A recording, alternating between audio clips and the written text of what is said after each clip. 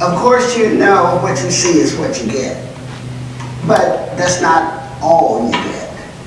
And it's the all that is what is really important.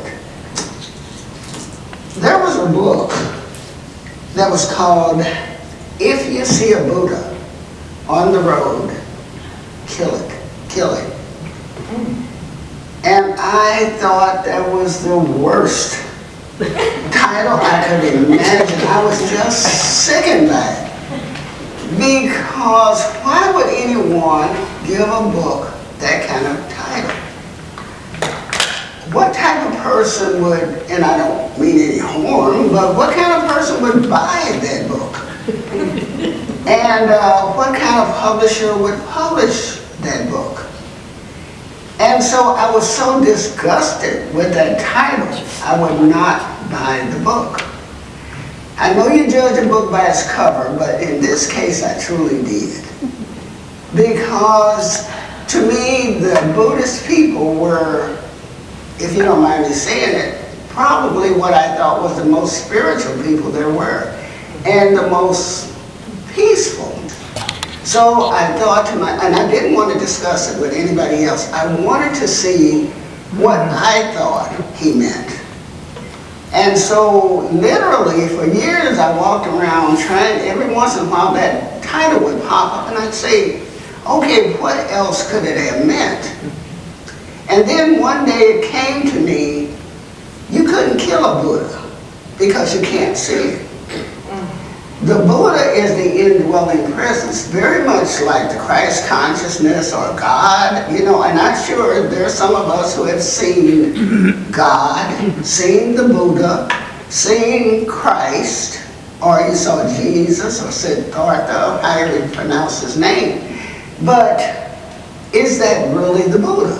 That's the indwelling presence that these people, the spiritual presence that they develop, and there are people around who can see auras for sure, see spiritual presence, see what they call God. I should know that. I actually think there are people who can walk on water and actually fly.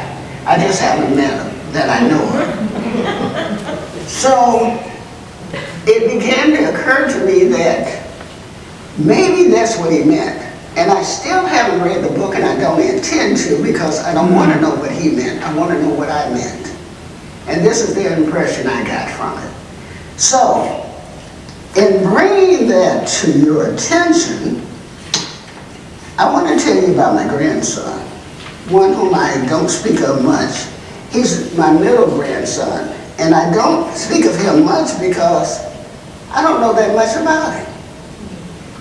What I know is that over the years, he's developmentally, one of the titles he has is developmentally delayed.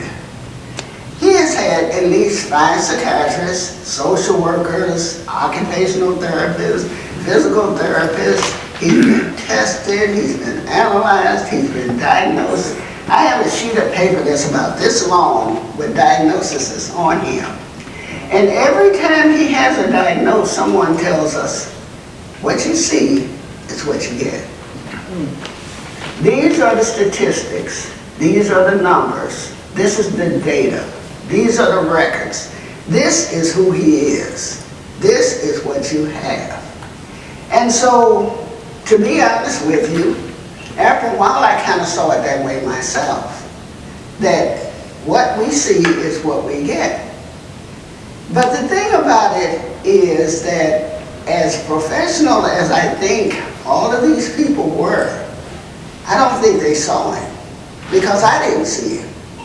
Because I was never able to look deep enough to get a true impression of what I was looking at. And that takes some doing when he has a diagnosis of like oppositional, disorder, because he can really be cantankerous. And he can be a real handful. But when we take him to the doctor and we kind of bribe him, I'll buy you a cane, buy you a candy bar, you just do what they ask you to do. And he'd sit there maybe very calmly and very quietly. And this is what they saw.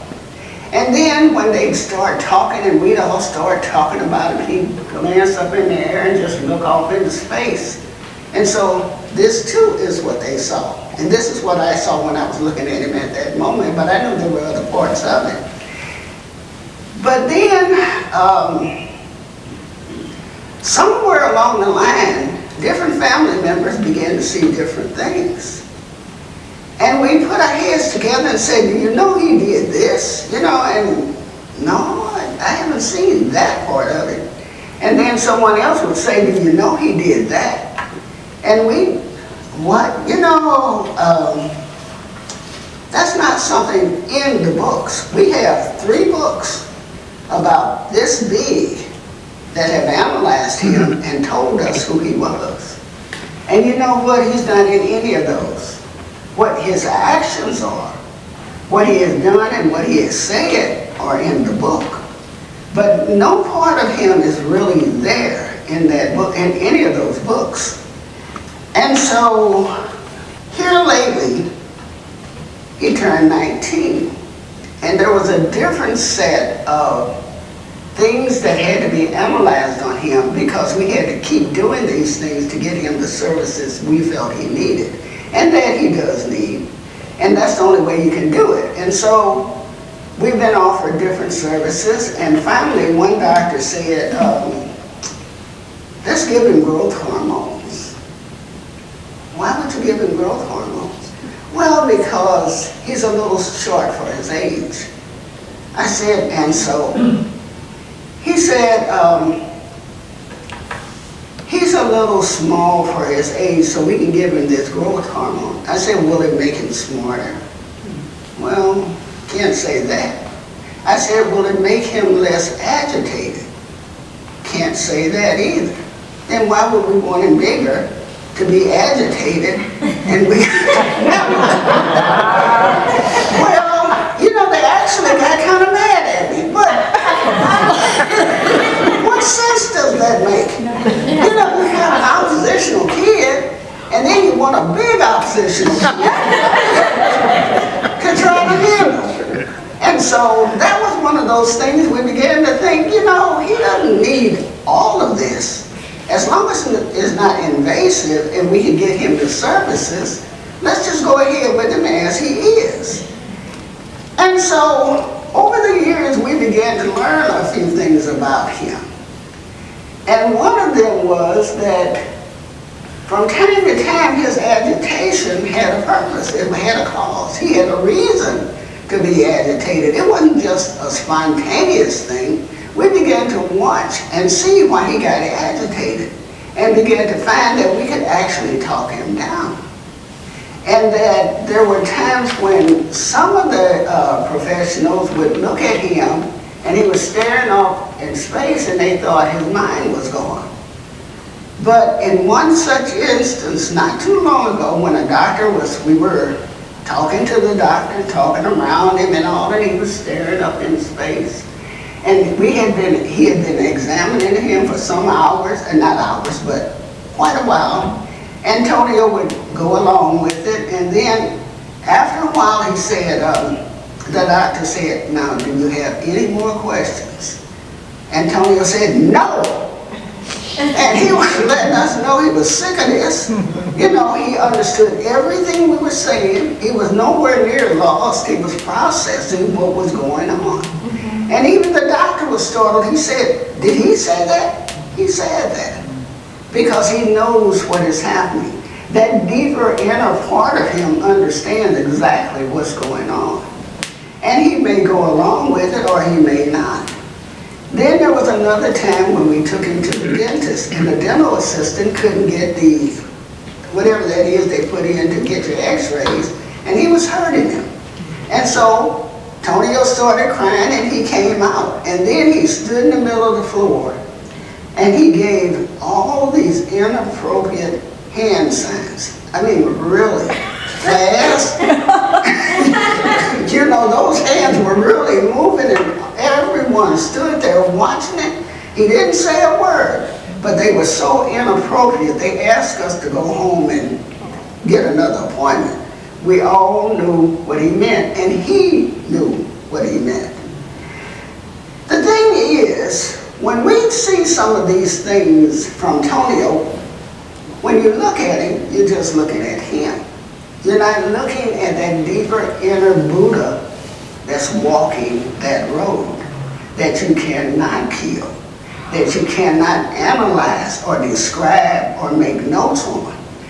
This is that inner self that we all have, and that when it's time for it to speak, it will speak. And sometimes he will say things that, Megan once asked me, bring him here? I said, I don't think so. I said, it wouldn't be long before that inner Buddha started speaking and started doing what it wanted to do. And so we, as a family, we kind of sit down from time to time and we bring up some of the things that he's done. And for instance, one of the things is he had a collection of ink pens and pencils that used to be mine. And so when he'd come in to give me that hug and that little kiss that just melted my heart, what he was doing was looking around to see what it was that he wanted. And before it was over and done with, it was added to his collection. And then if you'd ask him to find something, he could find it.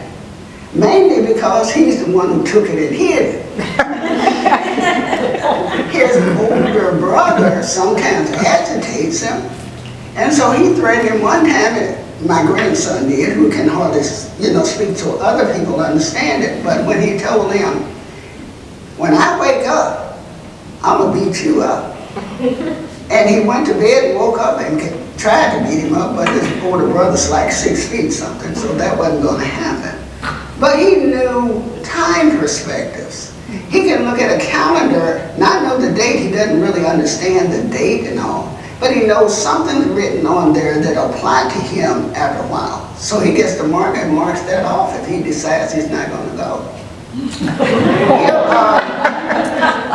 He'll ask you what time it is, and he'll ask you so many times until he wears you down, and I promise you, you're going to give him an answer that he can accept. It's amazing to me how we can have so much information on him and know so little about him. We're constantly learning. That inner self of his keeps revealing itself, but it reveals itself when he wants it to. Unlike most of us who can sit here and pray and say we're meditating and all that, he's always meditating. He's always praying. He's always thinking.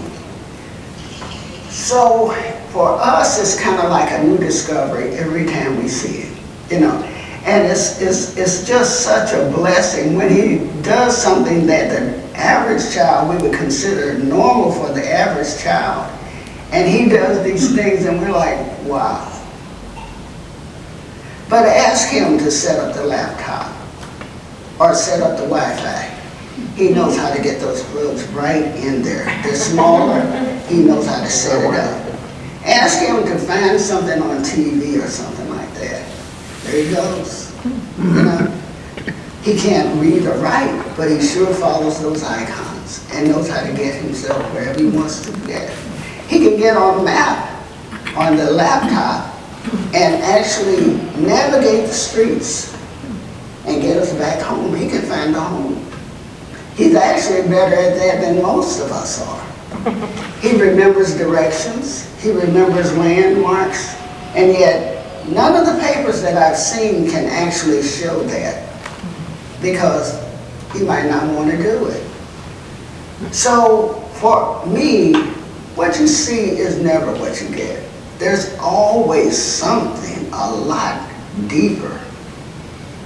There's always something ready to reveal itself. You just have to keep looking. And you have to look with an open mind and a sense of wonder at what they can do. Now, I don't think he's a savant. I don't think that's true of him. I don't think we'll ever see him get a PhD in anything recognizable. But I do think that he is such a sense of wonder. It's almost like looking at the Buddha walking down the road and just knowing there's something there that you can't put your finger on, You can't describe, you can't write about it, and in truth, you can't always know it, not even in yourself. And so sometimes we surprise ourselves when we do something and think, now how did I do that? That was your Buddha. That was your Christ consciousness. That was the God within that takes you outside of all the limitations that anybody can document and shows you truly who you are. And you're not going to see it in a mirror. You're not going to have anybody tell you how wonderful you are and all of that, because you are. And they don't have to. So, let me end with this statement. There is not enough data. Nobody can analyze you enough. Nobody can tell you who you are enough. Nobody can make you good enough. Nobody can make you see enough or hear enough or think enough. That is the Buddha. And only you can do that for yourself. So, if you see a Buddha on the road, leave him alone.